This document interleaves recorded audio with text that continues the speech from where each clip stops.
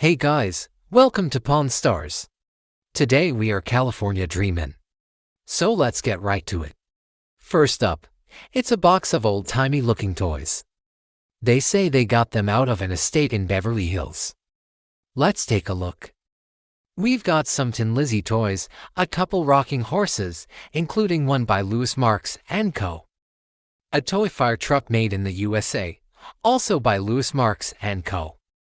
And there's a tin wind-up car. All four of these were made sometime before 1970. And most likely these were all acquired between the 50s and 70s. In total, we're looking at about $200 for all four. Chumley says he thinks that's too high, but the owner says that's his bottom dollar. Corey decides to pass. Next, he's a dude who is well known in the skateboard industry. He's been around since the 80s. And this is one of his boards from that era. If you ask me, this board has some good stories to tell. This is probably worth $1,000 all day long. I don't even think he should take any less than that. I mean, this thing is a piece of history. It could definitely be framed. Rick does like it, but he's going to have to come down off his asking price of $5,000. Our next guy brings in some vintage surfboards. There's two here, a 9'6" and a 6'8". These are both from the early 80s. They came out of a garage from a family member who recently passed. Apparently, these boards have been sitting in storage for over 20 years. It looks like they might be water damaged as well. You can see some rot and some mildew. These boards are also incredibly heavy. Back in the day, they used wood for surfboards. Nowadays, they're making them out of foam. But in the early days, the best surfboards were made out of wood. If these boards had no damage to them whatsoever and they were still in their original packaging, they would be worth a lot more money.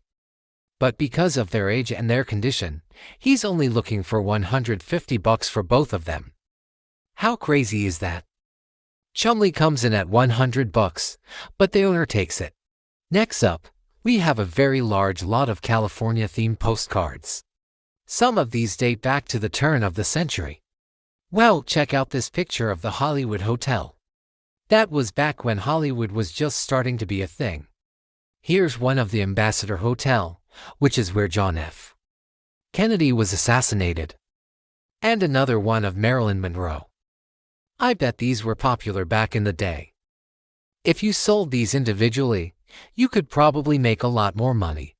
But unfortunately, there is a flaw. As you can see here, they are soaked. Water will ruin pretty much anything. It doesn't matter if it's money, Pokémon cards, sports cards, comics or postcards. Water is not good. I doubt anyone wants to buy these now, especially because they're soaked. But Rick thinks that there may be someone out there who would want them. He offers $10, but the owner counteroffers at $50 and they end up meeting in the middle at $25. Next up, we have a Black Sabbath pinball machine. This is the original version from 1973. Back in the 70s, pinball machines were huge. Every pizza place, bowling alley and pool hall had them. Everyone played them. They were so popular that cities started banning them. They started getting a little too competitive and violent. They didn't like that. They were worried that they were turning into slot machines. Next up, she's got a collection of old school LA Dodgers stuff, including a Don Drysdale signed baseball, a 1950s Brooklyn Dodgers program, a Sandy Koufax rookie card, Fernando Valenzuela rookie card, and a 1955 Satchel Paige signed baseball. And of course, all these guys are Hall of Famers except for maybe Paige. He's kind of controversial. He wasn't allowed in the Hall of Fame until 1971. At first, they kept him out because he was black, and they didn't like that. And then later, it turned out that he was lying about his age. But he is still considered one of the greatest pitchers of all time. The Dodger stuff is pretty hot. If you bought this collection as a whole, it would probably be worth more than what she's asking for. But $5,000 seems like a lot. Next up, it's a pair of skis from the Olympic Ski Resort at Beartooth. Now, Beartooth is famous for its ski racing. They actually held the Winter the 10th Games there. These skis were used there back in 1984. The owner isn't sure exactly who used them, though. He found these in his garage and he doesn't remember ever seeing anybody use them. But he's looking for $500. Rick knows that these are just recreational skis and not race skis. He offers $100. The owner laughs at that and says, "No way." Then Rick counters with $200. The owner counters with $400. Then Rick counters with $250. The owner takes it. Next up, it's a gold pocket watch. This was probably owned by someone who worked at the mines during the California gold rush. If you brought this into any pawn shop in the South, they would laugh at you and kick you out. But out west, people took this stuff seriously. They know it's real gold. They know what it means to the history of their state. They understand why you would want something like this. Not every pawn shop in the South would do it, but I'm sure many of them would flip it for a lot more money. They would find a buyer who knows what it is. These watches are typically worth $300 or $400. Corey offers $200. The owner takes it. Next up, it's a lot of old cameras and projectors.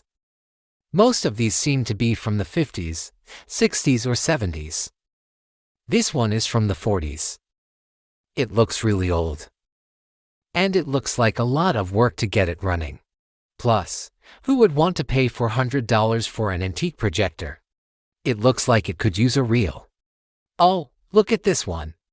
This is a Rolex. These are made in Switzerland. They were really popular in the 50s and 60s. They're still making them today. But back then they were considered state of the art. And they were used on all sorts of documentaries and movies. This thing could shoot in color, black and white, or even infrared. With all of these cameras, it would take a lot of time and effort to restore them and get them working again.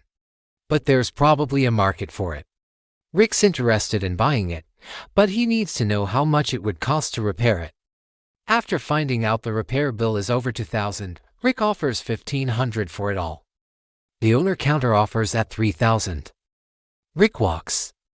Next up, it's a surfboard signed by the Duke of Malibu himself, Duke Kahanamoku. The signature looks really legit. And so does the board. It looks like it could be worth a lot, but it's hard to say without knowing how much restoration work it needs. Would you hang this up or try to get it appraised? That's what I would do. Rick likes the board, but he doesn't know if he can flip it for profit. Next up, it's a 1960 Gibson J45 guitar. This thing looks incredible. I love the natural finish on the wood. It looks so pretty. But I'm not a guitar guy. Maybe if you are, you can chime in on this one. What do you think it's worth? Is it worth at least what he's asking? It does look like it's been played quite a bit. There are a few dings in the body of the guitar. It could use a fret dress. Those are my initial thoughts on it. That being said, it does look like a really nice guitar. I just don't know enough about guitars to say whether it's worth $3,000. Rick has no idea either. He ends up passing. Next up, he's got an autographed photo of Elvis. Signed photos aren't usually worth a ton of money unless it's like a really important person. Everyone knows who Elvis is. He was the king of rock and roll. But his signature doesn't really look like his signature. Rick tries to point that out, but the owner insists that it is the real deal. Rick knows that he's gonna get creamed on this one. So he offers $10 and then runs out of the room before the owner can accept or reject his offer. Hey, that's gold, Jerry, gold. What did you think of the episode? Let me know in the comments below. Thanks for watching.